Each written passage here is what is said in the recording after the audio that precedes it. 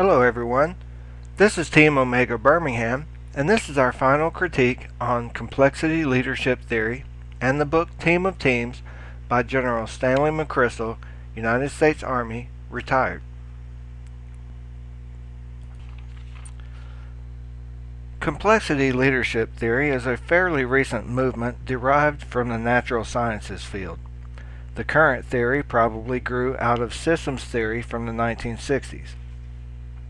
Proponents of complexity theory of management believe this approach to leadership is better suited for the constantly evolving knowledge-based economy that they believe we are in today.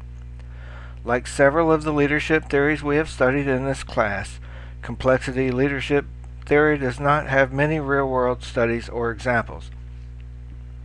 It is mainly after a company or organization makes a change to their leadership style or decision-making structure that the proponents of the theory claim that this is an example of their theory. Internet-based companies are often some of the ones who are found making this claim of complexity leadership theory fitting their situation. The theory is mainly in think tanks, books, studies, and computer simulations. Every article that we've read about complexity theory has had numerous works cited and references, so a lot of study has been going on about this theory. Let's look at the key point of this theory. Complex adaptive systems is a phrase used by most all of the writers about complexity.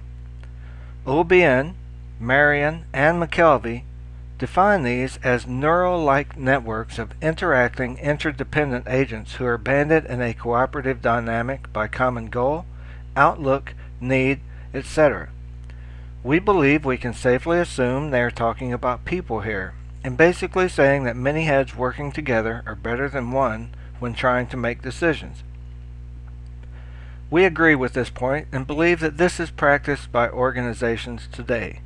Groups of managers get together and discuss problems and strategies, probably after those managers have met with and discussed those problems and strategies with their subordinates.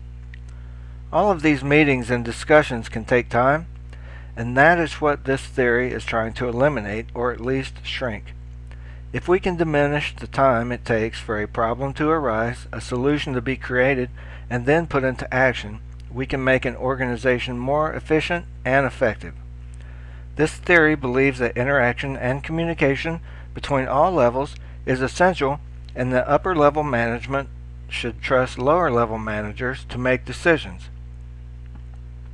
Another key element in complexity theory is the notion of self-organization. This means that the highest levels of management should let go of the reins and allow lower-level managers and employees to solve their own problems and create their own solutions. Upper-level management should step back from the day-to-day operation and focus on watching for emergent properties and organizational patterns. Those properties or patterns that bring about the best solutions should be preserved whenever possible. Managers also need to allow organizations to evolve in response to ongoing messages from customers. Each and every writer seems to have their own take on various other smaller points, but for the most part it is centered on complex adaptive systems. We did notice that most all articles were written in the language of science, deliberately shying away from using business-like terms. While we do understand that these scientists and researchers want to differentiate their theory from normal current business practice, we believe that before the business world widely accepts complexity leadership theory, the language will need to be more business-like and include such terms as people, worker, employee, team member, groups, profit, etc. Now let's look at an example of what is being called an application of complexity leadership theory, the book Team of Teams by General Stanley McChrystal. As General McChrystal provided in detail in his book, Iraq was in a state of war. Traditional battles with clear lines and divisions have disappeared.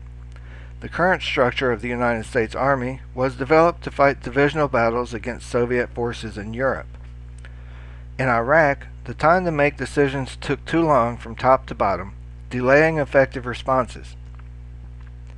The change General McChrystal implemented in Iraq by transitioning from a reductionist management style made a significant impact. General McChrystal, like many strong managers, understands the differences between efficient and effective systems. Being managers as well as students, we completely agree with this point and believe all managers need to understand the difference. For example, someone with a viral infection can be given intravenous antibiotics, the most efficient method to introduce medicine into the bloodstream. However, the medicine is not effective because it does not solve the problem of a viral infection, since antibiotics are used to treat bacterial infections, not viral infections. In manufacturing, a stamping press can be set up to produce parts as efficiently as possible, but if it produces parts of an inferior quality, then the process is not effective. General McChrystal realized he could operate his army at optimal efficiency, but it would not effectively solve the issue with Al-Qaeda Iraq. We're in agreement with General McChrystal on trust of subordinates and decentralization of decision-making. In today's society, the window of time to make decisions continues to shrink. The impact on quick decisions can be severe on tall, centralized organizations, where decisions take a long time to travel up and down the chain of command. This severity was very evident in the traditional Army structure and chain of command. The changes driven by McChrystal to decentralize decisions and develop trust show a strong application of complexity theory to achieve effective results. While we do agree with General McChrystal on handing over decision-making, we have concerns. General McChrystal made the point to hand over decision-making to subordinates in the field to quicken the process. He felt that effective managers should take the stance of communicating to the working teams and watching over them, but only intervening in rare instances. We agree with General McChrystal on these points, but believe he should have expanded more on setting up boundaries for the groups to work within. For example, it is important for drone operators to be in direct contact with forces on the ground to effectively address the threat. However, the teams need to clearly understand the boundaries they can work within as they are making critical life and death decisions.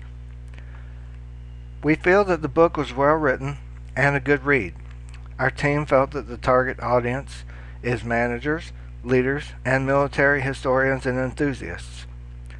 McChrystal's purpose was to illustrate how and what changes were made to the task force in order to make it more adaptive and effective at combating Al-Qaeda Iraq. In this, the book accomplished the author's goal. Everyone in my group will be recommending this book to our friends and colleagues.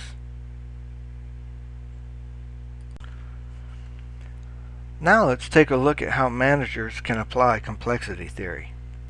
As General McChrystal did with his task force, we believe upper-level management should trust and allow lower-level managers to begin making more decisions within given boundaries. They should encourage more information sharing and actually feed more information downward to the lower levels. The lower-level managers should continue to feed information downward and allow the people they manage to have input into the decision-making process. This will allow them to start solving problems for themselves instead of waiting for the manager to do the problem solving. Important in the flow of information is the giving and receiving of feedback from the higher level manager to lower and vice versa. If managers could do this, it would encourage an environment of care and connection that could help improve the organization's creativity, efficiency, and adaptability. Many companies already have knowledge groups made up of various team members, from line workers to supervisors and managers who meet on a regular basis to discuss various issues. Some companies call them committees, such as a safety committee or an ergonomics committee. The members of these groups throw out ideas and discuss them. This is done at both the plant and the corporate level. Perhaps the corporate level and plant level meetings could be teleconferenced, thereby getting even more ideas discussed by more members. Lastly, aggressively encourage and fund the research and development departments. Maybe even set up committees of line workers, managers, and research and development personnel to brainstorm new ideas or ways to improve existing ideas. Our group does feel that complexity leadership theory is valid and has a place in today's fluid, knowledge-based economy. After all, knowledge is the new oil. Before the theory is turned into practice and accepted by business organizations, however, we feel that it needs to have more real-world study, more examples of how to implement the concepts, and the language needs to change to become more businesslike. Thank you all very much for your time and attention. I enjoyed working with you all this semester, and I hope that you have a great summer. Thank you.